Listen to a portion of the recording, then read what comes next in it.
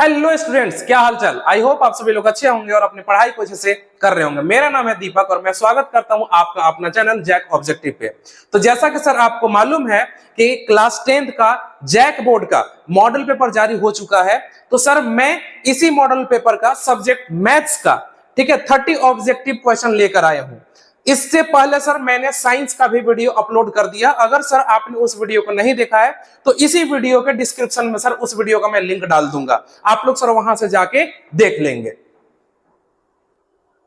तो चलिए आइए देखते हैं सर कि आपका मैथमेटिक्स का पहला क्वेश्चन क्या है। देखिए सर, क्वेश्चन है pz is equal to z square minus 64 के शून्य क्या है। ठीक है, ऑप्शन है sir plus minus 8, plus minus 4, plus minus 2 and plus minus 3। याद रखिएगा सर, ऐसा सिर्फ देखने से आपको कुछ भी समझ में आने वाला नहीं है। तो चलिए सर इस क्वेश्चन को हम लोग सॉल्व करते हैं कि कैसे होगा। सिंपल सी बात है सर, आप यहां पे जान रहे होंगे अगर हम इसको सर सॉल्व करें, ठीक है ना, तो होगा क्या, देखिएगा कि पी जेड बराबर दिया हुआ है जेड स्क्वायर माइनस 64। हम सर मान लेंगे ऐसा, ठीक है, कि माना पी जेड बराबर कितना है 0। इसका मतलब है कि सर हम लिख सकते हैं जेड स्क्वायर माइनस 64 बराबर 0, ठीक है ना।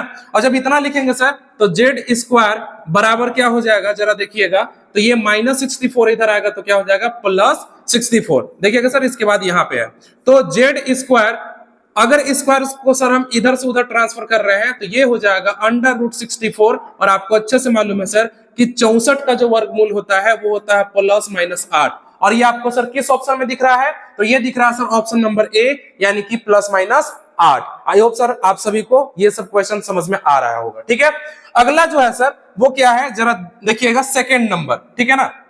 देखिए सेकेंड नंबर क्या है, दिए गए बिंदुओं P 0,6 है, फिर 7,0 है एवं बिंदु R क्या है सर, तो 5,0 है। इनमें से बिंदु अक्ष X को प्रतिच्छेदित करता है कौन, ठीक है ना, वो कौन सा बिंदु है। याद रखिएगा सर कि किसी भी बिंदु का निर्देशांक अगर लिखे तो पहले X को लिखते हैं और फिर Y को लिखते हैं। तो जरा यहां पे देखो सर, P में X का मान कितना है 0 और Y का मान सर है कितना 6। अगर सर मैं यहाँ पे एक चीज ड्रॉ करूं और वो है सर आपका अक्ष, ठीक है ना, और अगर अक्ष को मैं ड्रॉ यहां पे कर रहा हूं तो इसको बोलते हैं x, ठीक है ना, यानी कि x डैश और ये होता है y और ये होता है y डैश, ठीक है ना।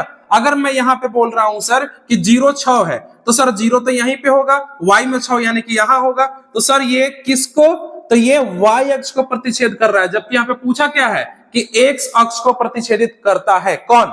यहां पर सर अगर मैं लिखूं तो इधर कहीं 5 होगा, क्योंकि आपको पता है 0 के आगे जितनी भी होती हैं वो सब की सब संख्याएं पॉजिटिव होती है और इधर क्या होती है निगेटिव। ऊपर भी सर पॉजिटिव और नीचे भी क्या होता है निगेटिव। इसका मतलब है कि सर Q में क्या है 7,0 है और 7 यहाँ पे देखो x का मान है और y का मान क्या है 0, तो y का मान यहाँ पे 0 है एंड यहाँ पर सर कहीं 7 होगा, यानी कि ये सर प्रतिच्छेद कर रहा है। साथ में सर 5 भी प्रतिच्छेद कर रहा है किसको, x को। इसका मतलब है सर कि Q और R दोनों के दोनों सर अक्ष x अक्ष को प्रतिच्छेदित करता है, ठीक है ना। तो सर यहाँ पे ऑप्शन को अगर देखें तो जरा देखिए यहाँ पे क्या है ऑप्शन P Q R और यहां पे सर जरा देखो यहां पे क्या है both points Q and R, यानी कि दोनों बिंदु Q एंड R। तो सर आपका ऑप्शन नंबर डी सही होने वाला है। आई होप सर आप सभी को समझ में आ रहा होगा। अब चलते हैं सर हम लोग आगे। अगला क्या है वो देखिए क्वेश्चन नंबर 3। क्या सर, क्वेश्चन नंबर 3, ठीक है। क्वेश्चन नंबर 3 क्या है, यहां पे सर देखिए क्वेश्चन नंबर 3 जो आप लोग को दिख रहा होगा ये है जो है ना,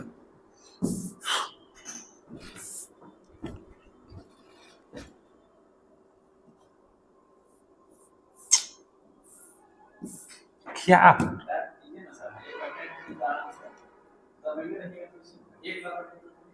यहां पे देखिए नेक्स्ट है सर हमारा वो क्या है, दो समपरिमेय संख्याओं के बीच कम से कम कितनी विषम परिमेय संख्या हो सकती है, ठीक है, दो सम संख्या के बीच। जरा देखिए तो सर, अगर मैं आपको बोल रहा हूं कि ये 2 क्या है, सम संख्या, ये 4 क्या है, सम संख्या, इनके बीच क्या होगा, 3 अंक। लेकिन ये आप सोच रहे हो सर ऐसा कि सिर्फ एक अंक है, लेकिन ऐसा नहीं है। 2 और 4 के बीच सर अनगिनत संख्याएं होती है, कोई एक संख्या नहीं होता है, ठीक है ना। अगर परिमेय संख्या आप लोग पढ़े होंगे तो सर आप लोग को समझ में आ रहा होगा। तो यहाँ पे ऑप्शन है 1, 2, 3 या अनंत। तो सर इसका ऑप्शन नंबर डी आपका सही है, जो कि क्या है, अनंत है, ठीक है। आगे है दो क्रमिक विषम संख्याओं का HCF यानी कि मसा क्या होगा। क्रमिक संख्या का मतलब क्या होता है, जैसे सर जो क्रमानुसार आता है, जैसे 1 के बाद 2 आता है, 2 के बाद 3 आता है, 3 के बाद 4 आता है, तो इस तरह से सर क्रमिक संख्याओं का HCF हमेशा क्या होगा। जरा देखो सर, जैसे अगर मैं आपको एक एग्जांपल दूं, ठीक है, इस क्वेश्चन का अगर मैं एक एग्जांपल दूं, जैसे मैं बोल दिया 2 और 3 का HCF मैं अगर निकाल रहा हूं, तो सर 2 का गुणनखंड अगर हम कर रहे हैं तो 2 एकम 2, 3 का 3 एकम 3, तो सर इन दोनों के बीच उभयनिष्ठ संख्या जो होती है वही हमारा HCF होता है, और उभयनिष्ठ संख्या हमेशा क्या आ रहा है सर, 1। अच्छा, ये सिर्फ इसी एग्जांपल में नहीं होगा सर, आप कोई भी एग्जांपल ले लो। जैसे हमने अगर आपको बोल दिया 3 और 4 का HCF, तो सर 3 को अगर लिखे तो ये हो जाएगा 3 गुना 1, 4 को लिखेंगे तो ये हो जाएगा 2 गुना 2 गुना 1। तो सर इसमें भी क्या मैच हो रहा है, 1 और 1, यानी कि हर एक क्रमिक संख्या का जो HCF होता है सर वो क्या होता है, तो वो 1 होता है। और ये किस ऑप्शन में आपको दिख रहा है सर, तो जरा देखिए, दो क्रमिक विषम संख्याओं का HCF, ये ऑप्शन नंबर ए में सर आपको 1 दिखाई दे रहा है। आई होप सर आप सभी को समझ में आ रहा होगा, ठीक है। अब चलते हैं सर हम लोग आगे। अगला क्या है सर, अगला को देखिएगा, ठीक है। देखिए अगला क्वेश्चन है क्वेश्चन नंबर 5, ठीक है। नेक्स्ट देखिए, क्वेश्चन नंबर 5 में बोला गया है कि दो चरों y और z में रैखिक समीकरण ay plus bz plus c बराबर 0 के कितने अधिकतम हल हो सकते हैं। इस क्वेश्चन को सर अगर नॉर्मली ऐसे समझा तो आपको समझ में नहीं आएगा, इसके स्थान पर अगर कोई और एग्जांपल लेंगे सब तो आपको समझ में आ जाएगा। देखिए यहाँ पे ay के स्थान पर सर हम ले रहे हैं मान लीजिए 2y, ठीक है, और यहाँ पे bz के स्थान पर सर ले रहे हैं 4z, और यहाँ पे प्लस 6 है, यहाँ पे सर लिख लेते हैं प्लस 6, ठीक है ना, बराबर कितना सर, 0। ऐसा कोई भी एग्जांपल हम लोग ले सकते हैं, ठीक है। अब अगर सर इनको हम सॉल्व कर रहे हैं तो जरा देखिएगा, ठीक है, कि 2y यानी कि 2y प्लस 4z प्लस 6 बराबर 0, इसको अगर सर हम सॉल्व करें तो लिख सकते हैं 2y बराबर 6 माइनस 4z, ठीक है, और y बराबर अगर निकालेंगे तो 6 माइनस 4z बटे कितना हो जाएगा 2। सिंपल सी बात है सर कि अगर z का मान कुछ भी रखते हैं तो y का मान मेरा ऑटोमेटिक चेंज होते जाएगा। क्लियर है क्या, ठीक है। हम रख रहे हैं सर फर्स्ट में z का मान 0, क्या रख रहे हैं सर, z का मान 0, और जब z का मान सर 0 रखेंगे तो मेरे पास y का मान क्या आ जाएगा, जरा देखिएगा, तो y बराबर हो जाएगा 6 माइनस 4 इंटू 0 अपॉन 2 यानी कि 6 अपॉन 2 यानी कि 2 तिया 6। तो सर जब हम z का मान क्या रखे, z का मान 0 रखे तो y का मान कितना आया, 3। क्लियर है क्या। अब सर आगे अगर हम चले, मान लीजिए सर हम इस बार रख रहे हैं z का मान 1, क्या रख रहे हैं 1, तो यहाँ पे सर जरा देखिएगा कि y का मान क्या आ जाएगा, तो y बराबर आ जाएगा 6 माइनस 4 इंटू जेड का स्थान पर क्या रखना है 1, और नीचे लिख देंगे 2, तो 6 माइनस 4 बटे 2, इसका मतलब सर कि 2 बटे 2, तो यहाँ पे 1। जब z का मान सर हमने 1 रखा तो y का मान कितना आया 1। जरा देखो कि सर हर एक स्थान पर जब z के मान को चेंज कर रहे हैं तो y का मान भी ऑटोमेटिक चेंज हो रहा है। इसका मतलब है कि सर इसका आंसर क्या होना चाहिए, जरा देखिए तो ऑप्शन में है सर 1, 2, और सी ऑप्शन में सर अनगिनत यानी कि इनफाइनाइट, एंड इनमें से कोई नहीं। याद रखिएगा सर इसका आंसर क्या है, अनगिनत। एक हल नहीं है सर, अनेक हल है, ठीक है। आगे चलते हैं। संगत समीकरण युग्म द्वारा निरूपित रेखाएं कैसी होती हैं, आपको मालूम होगा सर एक चीज, ठीक है, और वो एक चीज है क्या, देखिएगा जरा, ठीक है। वो है क्या, देखिए a1 बटा a2 बराबर नहीं होता है b1 बटा b2। दूसरा होता है सर कि a1 बटा a2 बराबर b1 बटा b2 बराबर c1 बटा c2, ठीक है ना। अब इसका जो होता है सर ये होता है अद्वितीय हल, या तो फिर अगर हम यहाँ पे रेखाएं की बात करें सर तो ये होता है प्रतिच्छेदी रेखा। क्या होता है, प्रतिच्छेदी रेखा, ठीक है ना। और दूसरा जो होता है सर यहाँ पे इसको बोलते हैं संपाती रेखा। क्या बोलते हैं, संपाती रेखा। और ये संपाती रेखा और प्रतिच्छेदी रेखा का जो हल होता है सर वो होता है संगत हल। क्या होता है, संगत हल। क्लियर है क्या। तो यहाँ पे ऑप्शन है कि आखिर संगत समीकरण युग्म द्वारा निरूपित रेखाएं कैसी होती हैं, प्रतिच्छेदी होती हैं। दूसरा समांतर होता है, या एक और चीज है सर, ठीक है, और वो एक और चीज है क्या, ऑप्शन को सर ध्यान से देखना है, संपाति या इनमें से कोई नहीं। देखिए सर, इसका एक्चुअल में जो आपका आंसर है वो सर ए भी है और दूसरा सर सी भी है, लेकिन आपके इस मॉडल पेपर में सर ये क्वेश्चन का जो सर आपका ऑप्शन है वो मिस्टेक है, ठीक है ना, मिस्टेक टाइप में हो सकता है सर कि मिस्टेक हो गया होगा, ठीक है, तो इसका आंसर ए और सी दोनों होना चाहिए, कोई एक आंसर नहीं होगा। और इसके मॉडल में सर सिर्फ और सिर्फ आंसर ये दिया हुआ है सर, ठीक है, तो सिर्फ ये नहीं है बल्कि ए और सी दोनों है, याद रखना सर ये बात, ठीक है। अब चलते हैं सर हम लोग आगे, अगला क्या है, देखिए अगला क्वेश्चन नंबर क्या है सर, क्वेश्चन नंबर 7, ठीक है, देखते हैं क्वेश्चन नंबर 7 में क्या है। तो x square minus 5x plus 6 बराबर 0 का मूल है, हमें सर मूल निकालना है, और मूल कैसे निकाला जाता है देखिएगा सर, अगर हम इसका मूल निकालने का कोशिश करें, इसका मतलब है x square minus 5x plus 6 बराबर 0।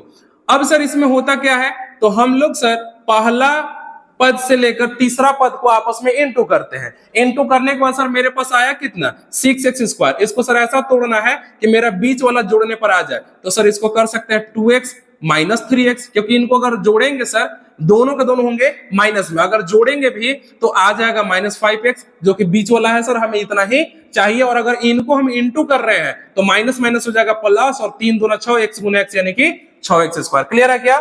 तो सर हम इसको लिख देंगे x square minus 2x minus 3x plus 6 बराबर 0। अगर हम यहाँ पे सर ले ले कॉमन तो क्या हो जाएगा x इंटू एक्स माइनस 2, और यहाँ पे लेंगे सर माइनस 3 को कॉमन, तो यहाँ भी हो जाएगा x माइनस 2 बराबर 0। इसका मतलब है कि x माइनस 2 बराबर 0 ले लेंगे, x माइनस 3 बराबर 0 लेंगे, और x बराबर आ जाएगा 2, और यहाँ पे x बराबर 3, यानी कि सर ऑप्शन जो होगा 2 और 3 दोनों होगा। और ये किस ऑप्शन में है सर 2 और 3, यहाँ पे जरा देखिए 0 है, 3 है, 2 है, और यानी कि 3 और 2 दोनों आएंगे सर ऑप्शन नंबर डी, यानी कि बोथ बी एंड सी, ठीक है। आई होप सर आप सभी को समझ में आ रहा होगा, ये क्वेश्चन काफी आसान है। अगला सर क्वेश्चन है, दो लगातार विषम धनात्मक पूर्णांक ज्ञात कीजिए जिनके वर्ग का योग 202 है, ठीक है।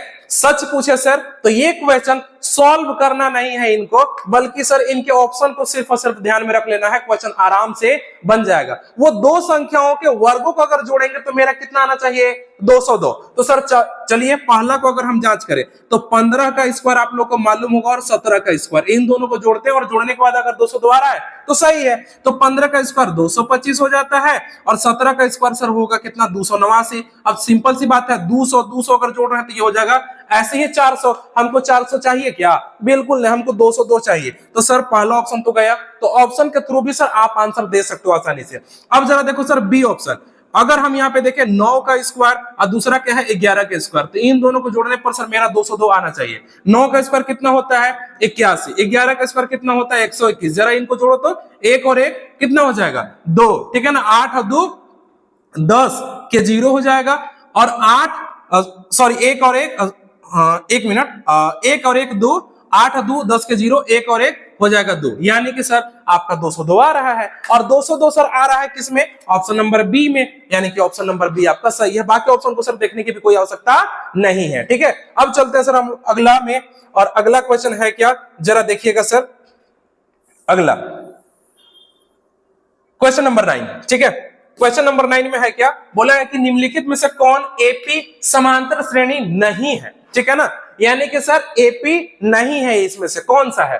फर्स्ट ऑप्शन को अगर देखें तो याद रखिएगा सर, कोई भी एपी कब होता है, जब उनकी समांतर श्रेणी हर एक स्थान पर इक्वल होता है, ठीक है ना। अगर समांतर श्रेणी सर इक्वल नहीं है इसका मतलब है सर कि वो एक एपी नहीं है। अगर हम समांतर श्रेणी देखें तो सर हमेशा a2 माइनस a1 या a3 माइनस a2, इसका मतलब है सर कि हमेशा अगले पद से पिछले पद को आपस में घटाते हैं, और घटाने के बाद अगर समान संख्या आ रहा है, ठीक है, तो सर वहां पे उसको बोल देते हैं कि वो एक एपी है, और अगर नहीं आ रहा तो वो एक एपी नहीं है। चलिए सर देखते हैं, जरा देखो 4 और 2 के बीच का अंतर कितना है सर 2, 6 और 4 के बीच का अंतर कितना 2, 8 और 6 के बीच का अंतर कितना 2, यानी कि सर आपका जो यहाँ पे अंतर है वो 2 2 का है, इसका मतलब ये एक एपी है, ठीक है, और हमें उसको ढूंढना है जो कि एपी नहीं है। आगे देखते हैं सर, 9 और 1 के बीच का अंतर कितना है 8, 17 और 9 के बीच का अंतर कितना है 8, 25 और 17 के बीच का अंतर कितना है 8, इसमें भी सर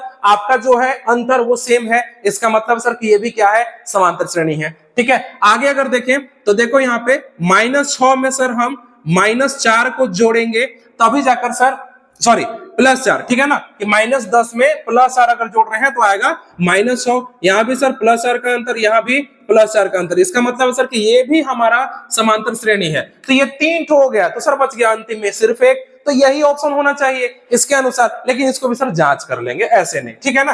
तो जरा देखो यहाँ पे 4 में से 1 गया, सॉरी, तो 4 में से 1 गया कितना 3, 9 में से 4 गया कितना 5, 16 में से 9 गया कितना 7। जरा देखो ना सर, यहाँ पे अंतर सेम दिखाई नहीं दे रहा, इसका मतलब ये केपी नहीं है, तो ये ऑप्शन सर आपका सही हुआ। ये सब के सब ऑप्शन क्या है सर, गलत है। क्या है सर, गलत है, यानी कि ऑप्शन नंबर डी आपका सही है। आई होप सर आप सभी को समझ में आ रहा होगा और मजा आ रहा होगा। ठीक है, आगे है सर, अगला है क्वेश्चन नंबर 10। बोला गया सर कि 1, 4, 7, 10 के 28वें पद का मान क्या होगा।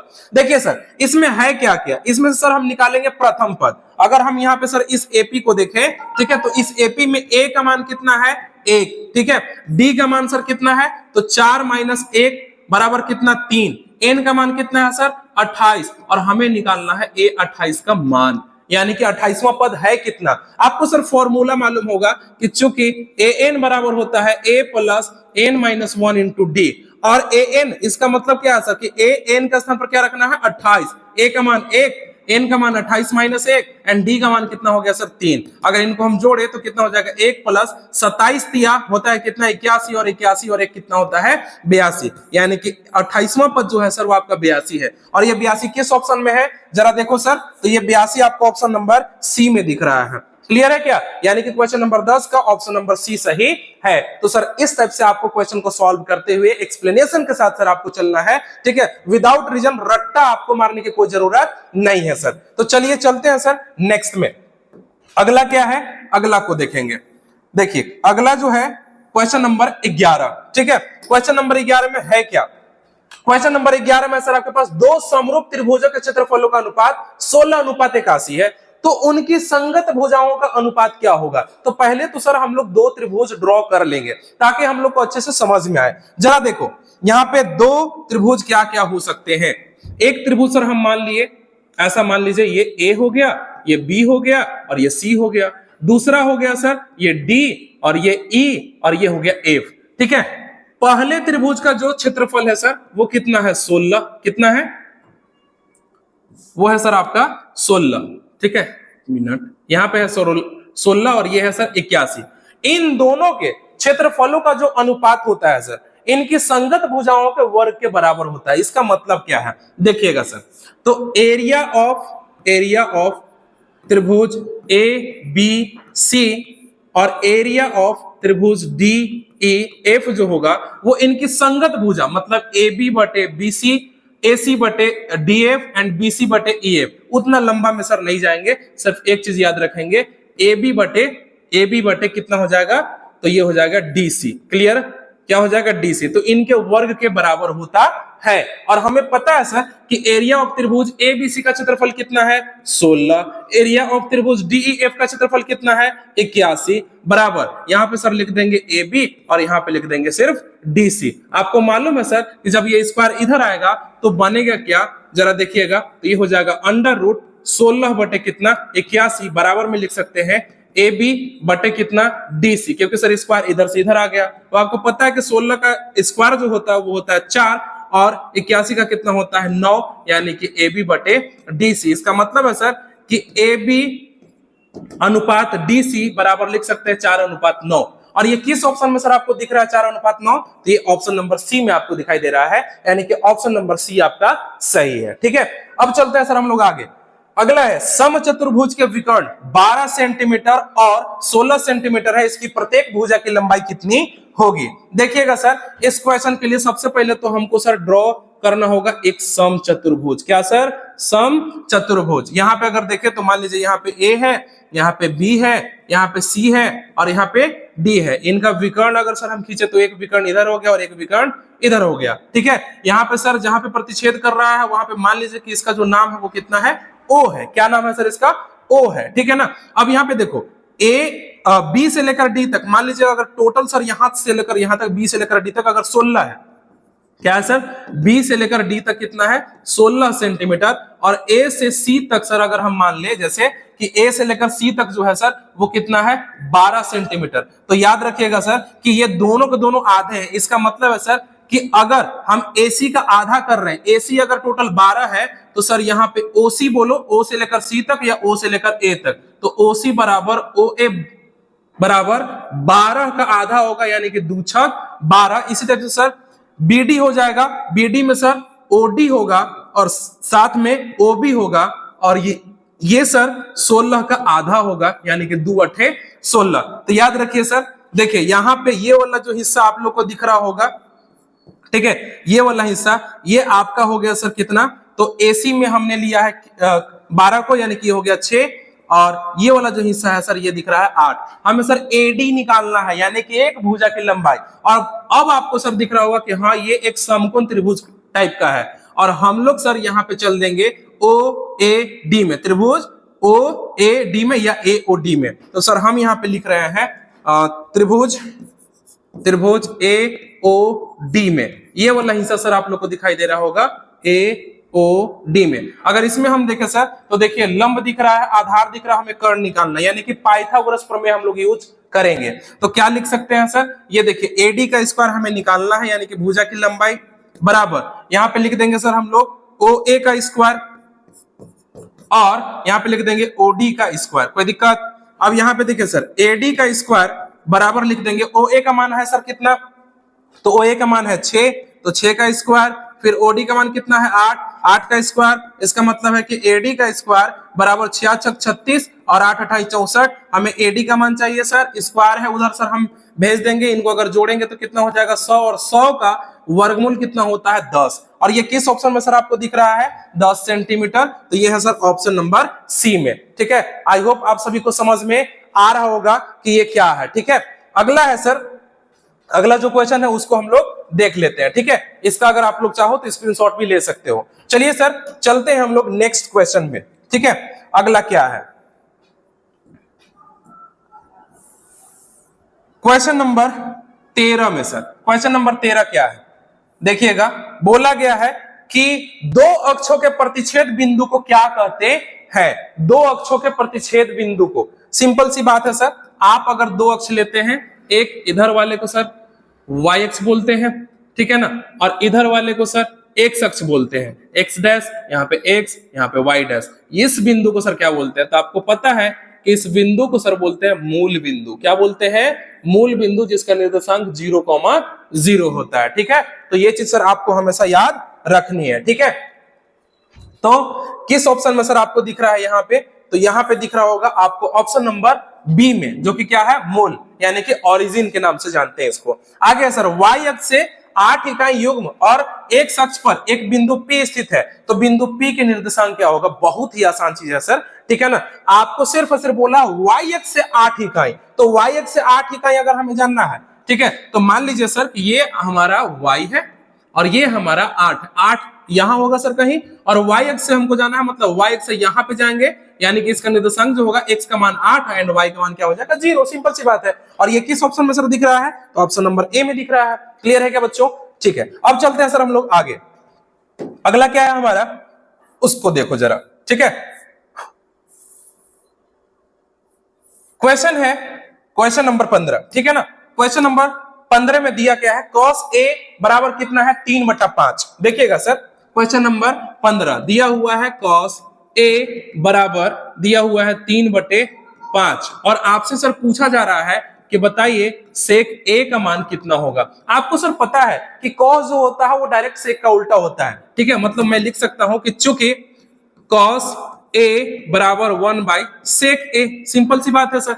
ठीक है, तो हम इसका उल्टा भी तो लिख सकते हैं कि sec a बराबर 1/cos a, और आपको पता है सर कि cos a का मान कितना दिया हुआ है, तो cos a का मान दिया हुआ हमारा 3/5, और ये 5 सर इस बार ऊपर जाएगा, यहाँ पे लिख सकते हैं 5/3, और ये 5/3 सर किस ऑप्शन में है, तो ऑप्शन नंबर सी में है। ठीक है, आई होप सर आप सभी को समझ में आ रहा होगा ये सब चीज। ठीक है, अगला है sir sec a plus tan a into 1 minus sin a बराबर होगा, किसके बराबर होगा सर, चलिए देखते हैं। ठीक है, तो अगला क्वेश्चन पर सर अगर हम ध्यान दें और वो है क्वेश्चन नंबर क्या, क्वेश्चन नंबर 16। ठीक है, देखिएगा सर अच्छे से। क्वेश्चन है सेक ए प्लस tan ए इंटू 1 माइनस साइन ए है क्या, ठीक है, इतना है।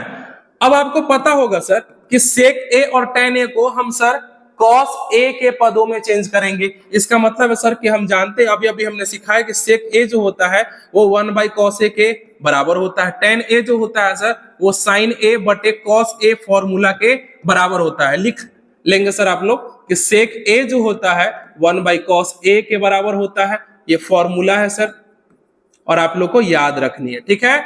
और साथ में tan ए बराबर क्या होता है, तो sin ए बटे क्या होता है cos ए, ठीक है, वही चीज को रखे हैं सर। यानी कि और साइड में क्या लिख सकते हैं 1 माइनस sin ए। अगर सर इन सब का हम एलसीएम निकालते तो cos ए का एलसीएम हो जाएगा cos ए, यानी कि 1 प्लस sin ए हो जाएगा। कोई दिक्कत नहीं, दिक्कत। आगे चलते हैं सर 1 माइनस sin ए, क्या 1 माइनस sin ए। आपको पता है सर एक फॉर्मूला होता है, वो फॉर्मूला ये होता है कि अगर आप लिख रहे हैं यहाँ पे a plus b into a minus b, क्या लिख रहे हैं सर a माइनस बी, तो ये बराबर होता है a square minus b square के। और यही फॉर्म सर आपको यहाँ पे दिख रहा होगा 1 प्लस साइन ए और एंड 1 माइनस साइन ए। और अगर इन दोनों का हम इंटू कर रहे हैं तो हम लिख सकते हैं 1 माइनस, क्या लिख सकते हैं सर 1 माइनस साइन स्क्वायर ए और बट्टा में क्या लिख देंगे cos ए, ठीक है। और आपको अच्छे से मालूम है कि 1 माइनस साइन स्क्वायर ए जो होता है वो cos स्क्वायर ए के बराबर होता है। नीचे क्या है सर cos ए, तो सर cos ए से एक ठू cos ए खत्म, यानी कि रह गया सर cos ए। यही है सर आपका आंसर। और ये cos ए किस ऑप्शन में दिख रहा है जरा देखो तो cos ए सर ये ऑप्शन नंबर बी में दिख रहा है। किस में दिख रहा है सर, ऑप्शन नंबर बी में, यानी कि ऑप्शन नंबर बी आपका सही होने वाला है, ठीक है। अब चलते हैं सर हम लोग आगे। अगला क्वेश्चन क्या है कि यदि cot a बराबर 1 है तो a का मान क्या होगा। सिंपल सी बात है सर, अगर आपको cot का थीटा का मान याद होगा तो आपको ये क्वेश्चन का आंसर आसानी से आ जाएगा, ठीक है ना।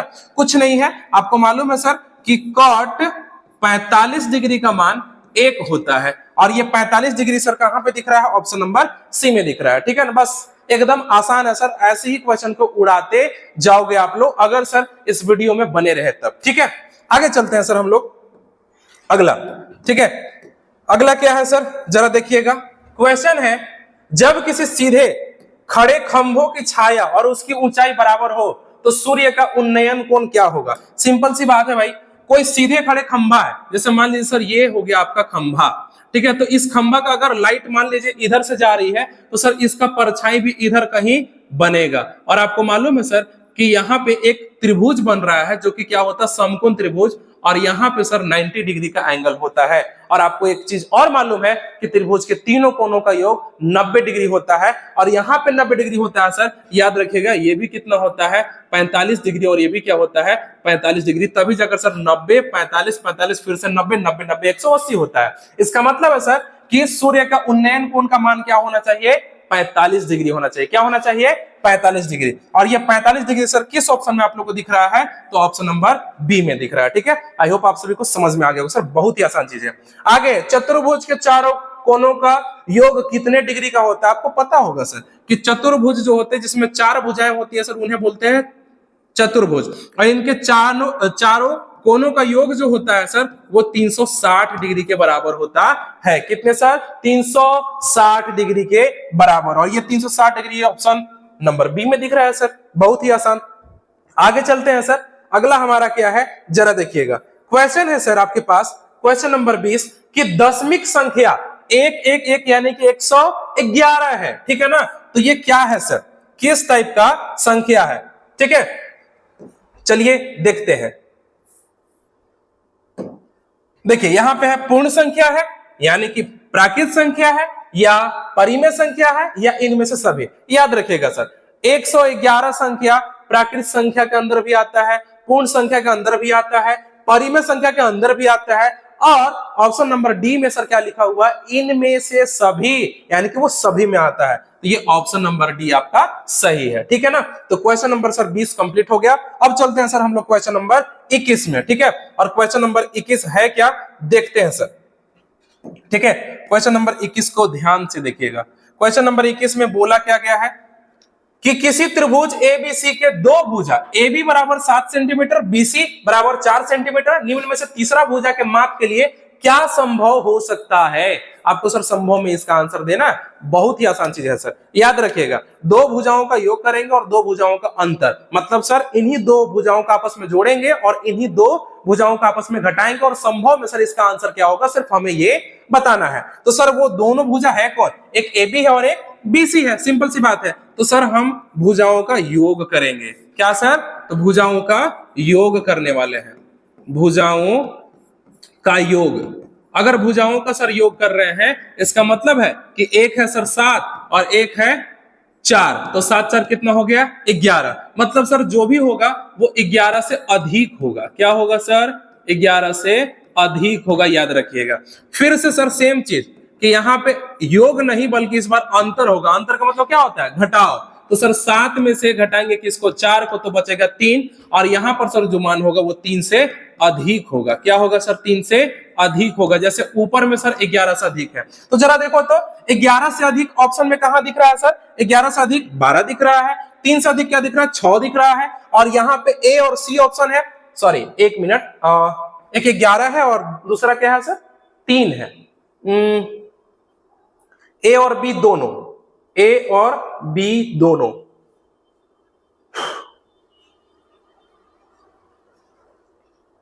कुछ तो है यहां पे समथिंग। अंतर अगर हम करें तो वो सर 3 से अधिक होगा, और 3 से अधिक यहां पर अगर हम देख रहे हैं सर तो वो हो जाएगा 3 से अधिक आपका एक्चुअल में 6 और 12 होना चाहिए, बट पता नहीं यहाँ पे A और B दोनों लिखा है, ठीक है। यहाँ पे आपका आंसर 6 होना चाहिए और दूसरा क्या होना चाहिए, 12 होना चाहिए। मे भी शायद कुछ मिस्टेक होगा सर, ठीक है। अब हम लोग चलते हैं आगे। अगला क्या है, क्वेश्चन है, एक पासे को उछालने पर एक सम संख्या आने की प्रायिकता। आपको पता है सर कि पासे में टोटल अंक जो होते हैं वो होते हैं 6, ठीक है ना। और वो पूछ रहा है क्या सर, तो पूछ रहा है कि एक पासे को उछालने पर एक सम संख्या आने की प्रायिकता क्या है। तो 6 तक होता है सर, तो 6 में पहला जो सम संख्या आता है वो आता है 2, दूसरा आता है 4 और तीसरा आता है 6। यानी कि सर आपको पता होगा कि प्रायिकता बराबर क्या होता है, फॉर्मूला होता है सर, ठीक है। मैं इधर ही लिख देता हूं, प्रायिकता अनुकूल परिणामों की संख्या, परिणामों की संख्या और बटे होता है कुल परिणामों की संख्या, परिणामों की संख्या। तो आपको पता है सर कि अनुकूल परिणामों की संख्या 2 4 6 यानी कि 3 है, और कुल का कितना है 6 यानी कि 3 एकम 3, 3 दूना 6। और ये सर 1/2 किस ऑप्शन में दिख रहा है, जरा देखिए सर बी ऑप्शन में है, यानी कि 1/2। क्लियर है क्या।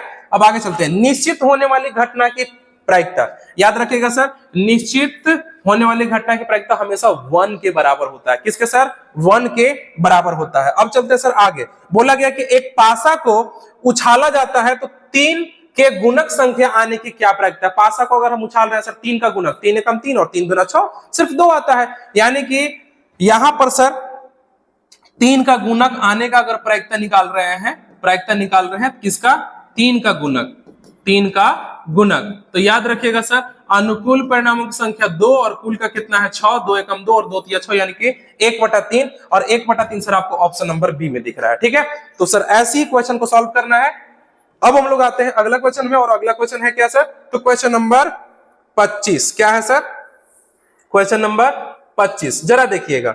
क्वेश्चन नंबर 25 में है क्या, बोला गया कि यदि x + 3, 3x और 4x + 2 समांतर श्रेणी में हो तो x का मान क्या होगा। सिंपल सी बात है सर, कुछ नहीं है, हम यहाँ पे लिख देंगे a1 का मान कितना है x + 3, a2 का मान कितना है 3x, a3 का मान कितना है 4x + 2। कोई दिक्कत। अब यहाँ पे आपको पता है सर कि जब भी हमें सार व अंतर निकालना होता है तो हम सर दूसरे पद से पहले पद को, तीसरे पद को दूसरे पद से घटाते हैं, और यही काम सर हमें करना है। इसका मतलब है सर कि सार व अंतर आएगा क्या से, a2 - a1 से, और ये बराबर होगा सर किसके, a3 - a2 से। सिंपल सी बात, क्योंकि दोनों को दोनों सर सार व अंतर के ही इक्वल होते हैं, ठीक है, सिंपल बात है। तो a2 का मान कितना है सर 3x - a1 का मान सर x + 3 बराबर a3 का मान कितना है तो 4x + 2, a2 का मान कितना है 3x। अगर इनको सर हम घटाते हैं तो क्या हो जाएगा 3x - x - 3 बराबर 4x में से 3x गया सर तो कितना हो जाएगा यहाँ पे, तो केवल x प्लस 2 रह जाएगा। यहाँ पे जरा देखो सर 3x में से x गया तो रह जाएगा 2x माइनस 3 बराबर x प्लस 2। अगर हम आगे सर इसको सॉल्व करें तो ये हो जाएगा 2x, ये प्लस x इधर आएगा तो माइनस x, यहाँ पे 2, ये माइनस 3 इधर आएगा तो प्लस 3। यहाँ पे देखो 2 x में से अगर 1 x को घटा रहे हैं तो बच जाएगा x, और 3 और 2 कितना होता है 5, और ये 5 सर किस ऑप्शन में है, तो ये है ऑप्शन नंबर बी में। किस में सर, ऑप्शन नंबर बी में। ठीक है, तो काफी आसान क्वेश्चन था सर। चलिए चलते हैं अब क्वेश्चन नंबर किस में, तो 26 में। क्वेश्चन नंबर 26 यानी कि 26 में सर अगर इस क्वेश्चन को हम देखें, बोला क्या गया है कि 5 6 क्या है, जरा देखिएगा, 5 6 8 9 x तथा 13 का माध्य 10 हो। माध्य सर आपको मालूम है दिया हुआ है, कितना है 10 है, तो आपको x का मान निकालने की आवश्यकता है। तो चलिए सर देखते हैं कि हम अगर x का मान निकालेंगे तो कैसे निकलेगा। आपको मालूम होगा सर कि माध्य बराबर होता क्या है। देखिए पहला चीज कि यहाँ पे जो भी आंकड़ा दिया हुआ है उसको सर लिख लेंगे, ठीक है ना। आंकड़ा कितना है, तो आंकड़ा आपके पास 5 6 8 9 x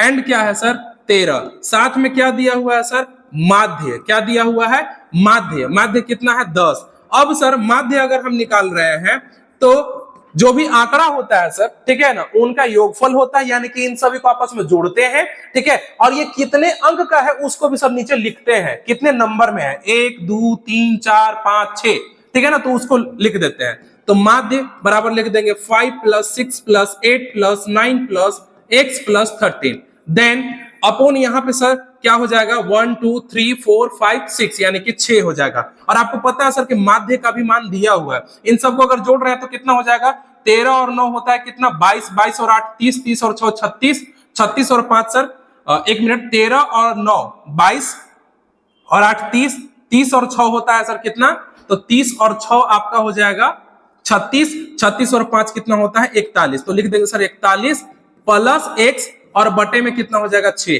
अगर इन सब का सर हम इंटू कर रहे हैं तो क्रॉस इंटू अगर सर हम करें तो कितना हो जाएगा x प्लस 41 बराबर 10 6 कितना होता है 60, और अगर हम यहाँ पे सर x का मान निकाले तो 60 माइनस 41 हो जाएगा, और इनको अगर घटा रहे तो 10 में से 1 गया 9, और यहाँ पे सर 5 में से 4 गया 1 यानी कि 19 हो गया। और ये 19 किस ऑप्शन में आपको दिख रहा है सर, तो ऑप्शन नंबर बी में दिख रहा है, यानी कि ऑप्शन नंबर बी आपका सही होने वाला है। ठीक है, अब चलते हैं सर हम लोग अगला क्वेश्चन में। तब तक सर आप लोग स्क्रीनशॉट भी ले सकते हो, अन्यथा आराम से समझ सकते हो क्योंकि काफी आसान है। ठीक है, अब चलते हैं सर हम लोग आगे।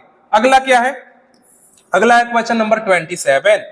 ठीक है, इस बार सर हमें क्या निकालना है, इस बार हमें निकालना है 2 4 6 2 5 0 2 1 2 3 2 का बहुलक। बहुलक का मतलब सर जो बहुत बार आता है अपने आंकड़ों में उसी को हम लोग बोलते हैं बहुलक। जरा देखो तो इन सब में सर अधिकतर बार कोई अंक आ रहा है तो वो कौन है, हमें तो सिर्फ दिख रहा है 2 2 2 2 2 1 2 3 4 5 बार आया सर, तो इसका बहुलक क्या हो जाएगा, तो ये ऑप्शन नंबर ए यानी कि 2 हो जाएगा। क्लियर है क्या, ये अधिक बार आया है सर। ठीक, अब चलते हैं सर हम लोग अगला क्वेश्चन में। काफी आसान है सर, अगर आप लोग इस वीडियो में बने रहे तो सर आप लोग क्वेश्चन को उड़ा दोगे। ठीक है ना, क्वेश्चन क्या है सर, क्वेश्चन नंबर 28।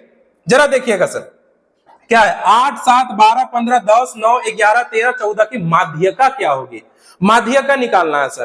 तो पहला चीज, माध्यका निकालने से पहले सर एक काम करना होता है, और वो काम करना ये होता है कि सर उन सभी आंकड़ों को, जैसे यहां भी जितना भी आंकड़ा दिया हुआ है सर, इन सभी आंकड़ों को हम लोग आरोही क्रम में लिखते हैं। तो चलिए सर आंकड़ों को लिखते हैं आरोही क्रम में, ठीक है ना, आरोही क्रम। और आरोही क्रम सर आप लोग को पता है घटते से बढ़ते होता है, यानी कि पहले छोटा फिर उससे बड़ा। तो सर इसमें अगर हम देखें तो सबसे छोटा हमें दिख रहा है 7, फिर दिख रहा है 8, फिर दिख रहा है 9, फिर दिख रहा है 10, ठीक है, फिर दिख रहा है सर 11, फिर है 12, फिर है 13, फिर है 14 और फिर है 15। ठीक है ना, अब इन्हें सर आरोही क्रम में लिख लिए। अब जब भी सर हमें माध्यका निकालना होता है तो माध्यका निकालने का फॉर्मूला क्या है, देखिएगा। अगर माध्यका सर आपको निकालना है, ठीक है, तो कुछ यूं होता है सर माध्यका का फॉर्मूला, और वो क्या होता है n प्लस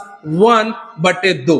अब n का मतलब क्या है सर, देखिए ये कितने अंक में है, 1 2 3 4 5 6 7 8 9, तो सर हम यहाँ पे लिख देंगे 9 प्लस 1 बटे 2, और 9 और 1 कितना होता है 10 बटे 2 और 2 बचे 10। जरा बताओ तो यहाँ पे सर 5 आया, और अगर आप आरोही क्रम में यहाँ पे ध्यान से देखोगे तो 1 2 3 4, ठीक है ना, और ये हो गया क्या सर 5। पांचवा पद कितना है 11, क्या है 11, इसी को सर हम लोग बोलते हैं माध्य का, और ये 11 सर ऑप्शन नंबर बी में आपको दिख रहा है। ठीक है, आई होप सर आप सभी को मजा आ रहा होगा। ठीक है, क्वेश्चन का जो सॉल्यूशन है सर, एक्सप्लेनेशन आपको अच्छे से समझ में आ रहा होगा। ठीक है, अब चलते सर हम लोग आगे। यदि दो वृत्तों के केंद्रों के मध्य दूरी उनकी त्रिज्याओं के योग से अधिक हो तो उनकी उभयनिष्ठ स्पर्श रेखाओं की संख्या कितनी होगी। सर आपको ना कभी कभी ये क्वेश्चन बेवकूफ बनाने के लिए दे देता है, लेकिन सर आप लोग काफी होशियार लोग हो और आप लोग से ये क्वेश्चन बन जाएगा, टेंशन नहीं लेना आप लोग को। दो वृत्त है, चलिए दो वृत्त सर हम यहाँ पे ड्रॉ कर लेते हैं। अच्छा, दूर दूर सर हमने इसलिए ड्रॉ किया क्योंकि यहाँ पे क्वेश्चन में साफ साफ है कि यदि दो वृत्तों के केंद्रों के मध्य दूरी उनकी त्रिज्याओं के योग से अधिक है। अधिक है सर, अगर बराबर होता तो ये एक ही में होता, लेकिन ये अधिक है, इसका मतलब क्या है सर कि दोनों वृत्त क्या होंगे, बाहर होंगे। ठीक है ना। अब बोला क्या गया है सर कि अधिक हो तो उनकी उभयनिष्ठ स्पर्श रेखाओं की संख्या कितनी होगी, जो कि सर इन दोनों में वो स्पर्श रेखाएं टच करती हुई जाएंगी, वो कौन कौन सी है। तो याद रखिएगा सर, इसका केंद्र यहाँ पे है, मान लीजिए यहाँ पे आएगा, और इसका भी, तो इसका त्रिज्या यहाँ पे आएगा, कुछ यूं होगा सर। ठीक है ना। तो एक तो स्पर्श रेखा यहाँ पे, एक यहाँ पे आ जाएगा सर, जो कि दोनों को छूते हुए जा रही है। दूसरा यहाँ पे हो जाएगा, एक और एक दो, बहुत आसान है। और सर क्या होगा, तो याद रखिएगा एक ऐसा भी तो हो सकता है ना, यहाँ पे देखिए ये टच करते हुए जाएगी सर इस टाइप से, तो एक इधर भी हो गया और दूसरा सर इधर भी हो गया। तो जरा देखो 1 2 3 4, यानी कि कितनी स्पर्श रेखाएं होंगी सर उभयनिष्ठ में, तो ये टोटल होंगी 4, और ये 4 सर आपको ऑप्शन नंबर डी में दिखाई दे रहा है। ठीक है, आई होप सर आप सभी को समझ में आ गया होगा ये क्वेश्चन।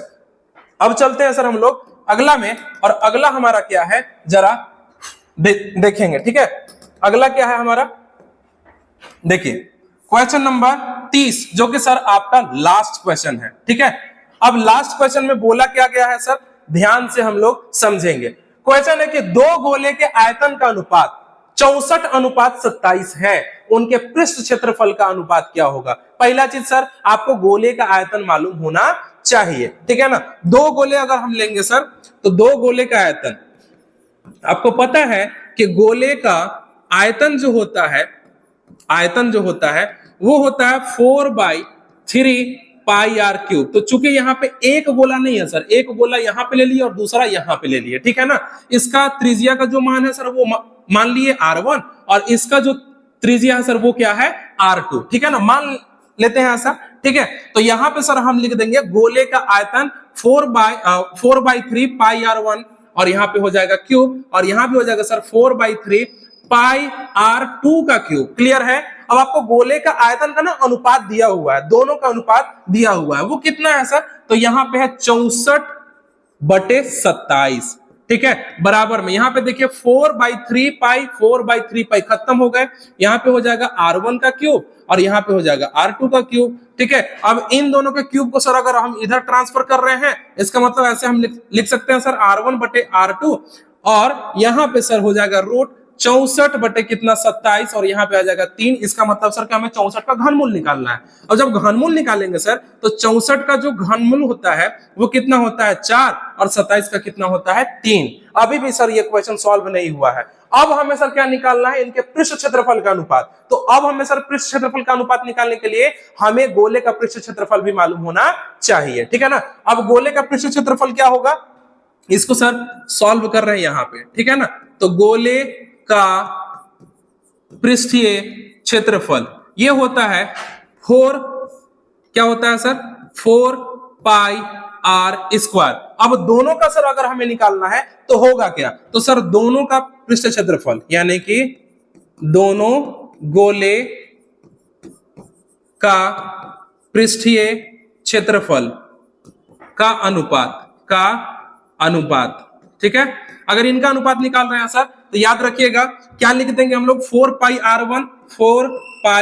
R1 का स्क्वायर और 4 पाई R2 का स्क्वायर, और इनको अगर लिखेंगे सर तो ये 4 पाई से 4 पाई खत्म। R1 का सर मान यहाँ पे क्या निकाले हैं 4, यहाँ पे R2 का मान कितना है 3, तो 4 का 4 चौके 16, अनुपात लिख देंगे 3 तिहाई 9, और ये 16 अनुपात किस ऑप्शन में है सर, तो 16 अनुपात 9 सी ऑप्शन में है। आई होप सर ये 30 के 30 ऑब्जेक्टिव क्वेश्चन अच्छे से समझ में आ गया होगा। ठीक है, अगर आप सर हमारे चैनल पर नए हैं तो हमारे चैनल को सब्सक्राइब करें और इस वीडियो को सर जरूर से जरूर अपने फ्रेंड के पास शेयर करें ताकि सर उनका भी फायदा हो जाए। तो चलिए सर फिर मिलते हैं अगली वीडियो में, तब तक के लिए धन्यवाद एंड टेक केयर।